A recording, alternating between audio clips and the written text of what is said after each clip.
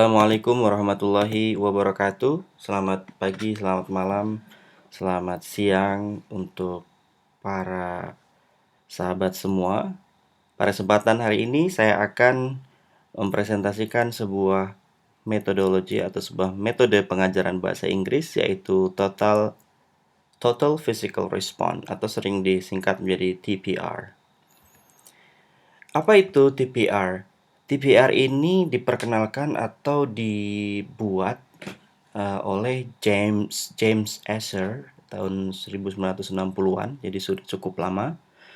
Dan inti daripada TPR itu adalah pengajaran bahasa Inggris atau pengajaran bahasa yang menekankan aktivitas.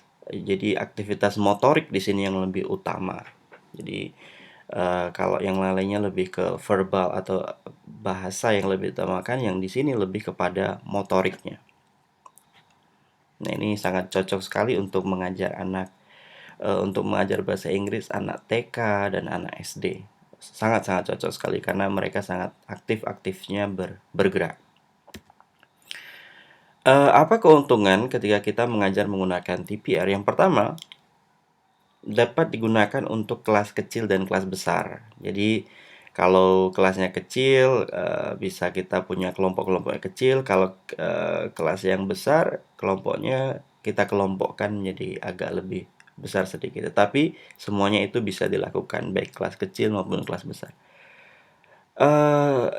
Ini membuat siswa itu excited, ya kan?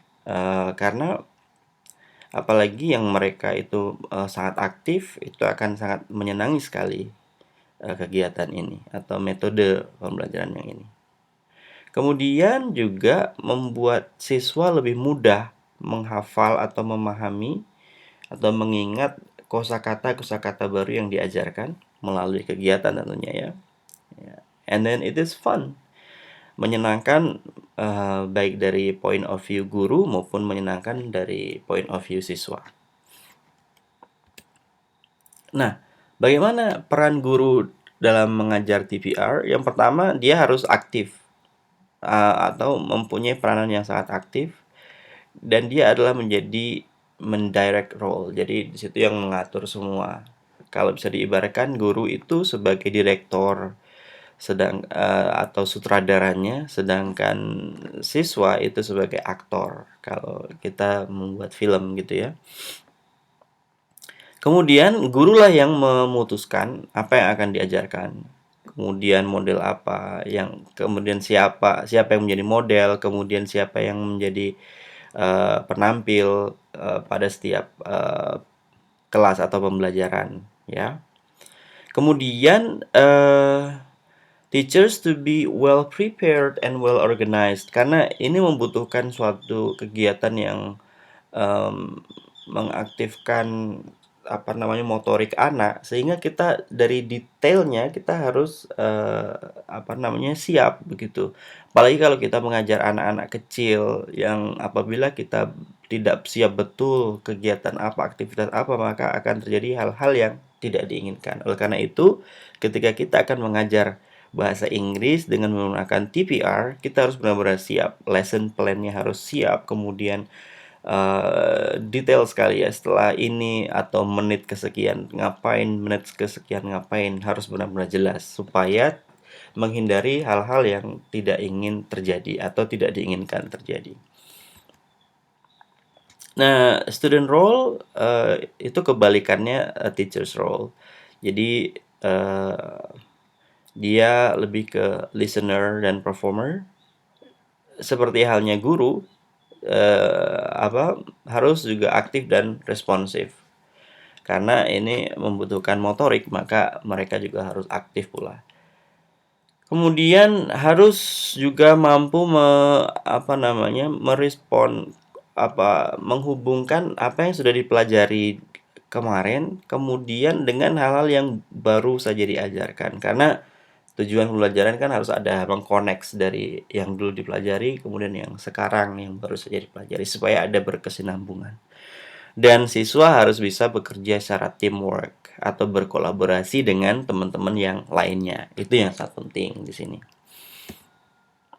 Nah, apa kegiatan-kegiatan yang bisa kita lakukan? Contohnya, misalnya, ya ini yang simple. So, asking no comments. Jadi, misalnya kita suruh anak hit the ball. Jadi, si anak harus menendang bola. Jadi, mereka harus konsentrasi mendengarkan ini, ya. Hit the ball berarti harus pukul bola atau tendang bola dan sebagainya, ya. Kemudian give the book to Henry. Anak juga harus konsentrasi, jangan sampai memberikan bukunya kepada Novi atau apa nama yang lain, ya. Atau di sini yang harus diberikan buku, yang diberikan pena. So, konsentrasi. Nah, ketika sudah ada komen seperti ini, maka siswa harus berdiri, kemudian berjalan dan memberikan buku itu kepada Henry. Read read the book, ya, ini harusnya read the book for your peer. Jadi bacakan bukunya kepada teman sebangkunya misalnya. Jadi ya memang harus beraktivitas, langsung direspon apa yang diperintahkan oleh guru. Nah, ini apa menarik nih. Saya sering mengaplikasikan ini dan ini sangat fun karena kalau Anda sering melihat yang di TV atau di YouTube, itu perintah dari orang yang pertama sampai yang ke ujung itu pasti berbeda, ya. Makanya disebut the communication game. Gimana nih? Kegiatannya adalah teacher show and activities. Jadi yang pertama ini misalnya bisa jadi guru, bisa jadi siswa, ya. Jadi misalnya siswa kita berikan tulisan, misalnya kegiatan memotong bawang putih, atau kegiatan menaiki motor, atau kegiatan menyetir mobil misalnya, ya. Jadi kalau kita menyuruh siswa berarti kita bisa memberikan catatan kecil, atau kalau kita sendiri yang mempraktekannya ya kita misalnya kita menggerakkan suatu gerakan apa, misalnya mengerek bendera, ya. Nah, kemudian first student in line, jadi orang yang ini harus mengcopycat, harus memimik atau menirukan apa yang sudah kita kerjakan tadi. Kemudian setelah ini memberikan apa namanya gerakan tadi kepada orang yang ini, harus menirukan juga, menirukan juga, menirukan juga. Dan apa yang terjadi? Orang pertama, orang kedua, orang ketiga, orang keempat, orang kelima, keenam pasti berbeda. Jadi ada saja apa yang ditambah atau yang dikurangin gitu. Nah, kemudian tugas dari orang yang terakhir di sini, siswa yang terakhir, adalah untuk menebak. Ini guys-nya juga salah tulis. Kegiatan apa atau kata kerja apa yang sedang dilakukan itu. Dan I bet pasti banyak yang salah. Nah, dan salah-salahnya itu yang membuat kegiatan ini fun gitu, ya. Jadi mengerjakan vocabulary verb dengan cara yang asik begitu. Kemudian Simon Says. Nah, saya juga sering melakukan ini dan ini kita bisa membuatnya atau dikomunikasikan dengan sesuatu yang menarik sehingga siswa itu konsentrasi dan juga apa yang bisa kita ajarkan di sini, listening dan konsentrasi. Jadi intinya di sini adalah listening. Jadi misalnya ketika kita kalimat perintah harus diawali dengan Simon Says. Kalau tidak ada Simon Says, maka ketika ada siswa yang bergerak, maka dia mati. Jadi kegiatannya adalah kita suruh anak membuat lingkaran besar dalam kelas. Kemudian kita yang menjadi directornya.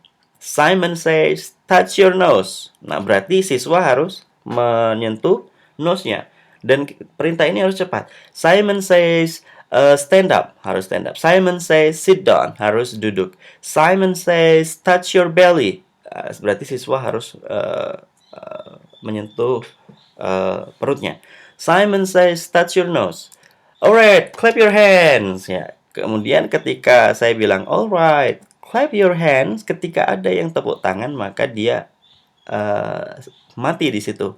Karena saya tidak awali dengan Simon says, begitu ya. Nah, ini yang membuat fun.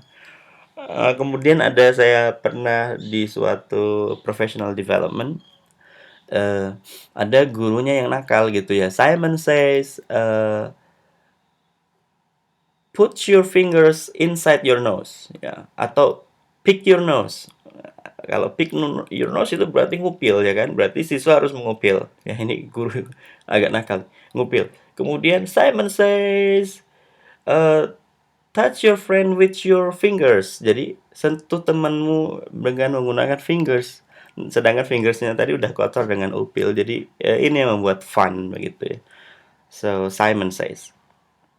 Jadi aktivitas anak benar-benar bergerak di sini, dan ini cocok sekali bukan hanya untuk anak kecil, untuk anak besar semacam SMA itu bisa dipraktekkan ketika anak itu jenuh dengan pelajaran. Misalnya bahasa Inggris diletakkan di jam terakhir, itu sangat cocok kita mengadakan game Simon Says atau aktivitas Simon Says.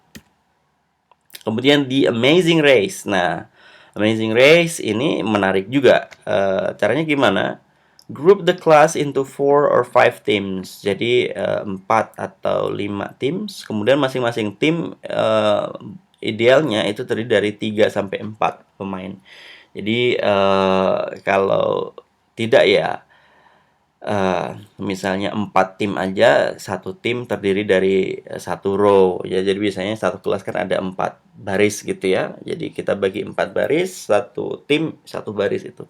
Nah, kemudian Amazing Race, namanya race berarti ada perlombaan ya kan, cepet-cepetan, siapa yang paling cepet mereka yang menang. Nah, di sini apa yang kita ajarkan adalah kekompakan teams, kemudian listening, kemudian teamwork, dan ketika melakukan ini semua anak harus berbicara bahasa Inggris ya, tidak boleh berbicara bahasa Indonesia.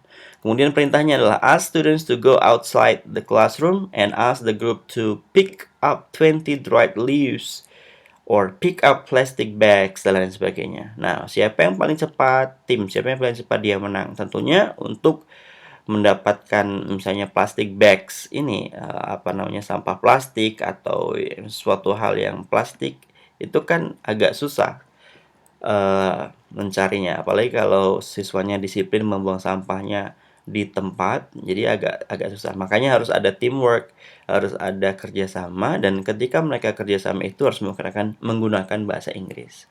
Atau ask group to dance. Nah, ini agak menarik ini, misalnya yang lagi hit beberapa bulan yang lalu, entah apa yang merasukimu ya kan, atau menari Macarena dalam kelas. Jadi kalau yang ini lebih kepada kegiatan yang fun di dalam kelas sehingga membuat engagement siswa itu kembali bangkit, tentu ketika mereka sudah menggunakan motoriknya, kemudian bisa lagi konsentrasi untuk kegiatan selanjutnya. Nah, ini action songs. Jadi ketika kita putarkan lagu, si anak harus dengan bersamaan memberikan gayanya. Misalnya head, shoulder, knees and toes, knees and toes. Jadi ini anak TK biasanya ya, anak TK atau anak SD. Nah, kalau untuk anak SMA bisa dikombinasikan, misalnya kita ada lagu yang fun. Kemudian ketika lagunya berhenti, siswa harus berhenti, begitu ya. Nah, tentunya ketika kita sudah selesai membunyikan lagu, ya, ini sangat cocok untuk aktivitas ketika kita mengajarkan songs. Jadi kan ada mata pelajaran, materi dalam bahasa Inggris itu yang songs. Jadi ketika kita sudah selesai, jadi kita putarkan lagu, kemudian siswa suruh berjoget, dance ya kan. Nah, berjoget terserah mau sesuka hati, tetapi ketika musik dihentikan mereka harus freeze gitu ya, menjadi patung. Nah, tentunya ini adalah suatu games awalan begitu ya kalau untuk anak SMA atau anak besar atau adults. Ketika sudah selesai baru kita ajarkan lagu yang kita nyanyi atau yang kita putarkan tadi, kita pelajari liriknya, kemudian kita cari vocabulary-nya. Ini kegiatan menarik juga. Nah, jadi itu, dan masih banyak kegiatan-kegiatan lain yang kita bisa lakukan yang ada di Total Physical Response. Tetapi beberapa kegiatan tadi cukup untuk untuk perkenalan saja apa itu Total Physical Response. Jadi intinya adalah TPR itu lebih menekankan aktivitas motorik atau kegiatan fisik anak. Tujuannya ketika karena bahasa itu kan ada abstrak dan non abstrak. Jadi ketika suatu yang kegiatan itu kita bisa lihat dan kita bisa rasakan dan kita bisa lakukan, maka ingatan anak itu akan membekas lebih lama gitu ya. Jadi sudahlah fun kegiatannya, kemudian juga bisa berbekas lebih lama. Jadi itu adalah keutamaan daripada total physical response. Itu saja presentasi kali ini. Terima kasih atas perhatiannya dan jangan lupa like, subscribe dan juga share. Dion Ginanto tentunya ya. Demikian wabillahi taufik wal hidayah. Wassalamualaikum warahmatullahi wabarakatuh.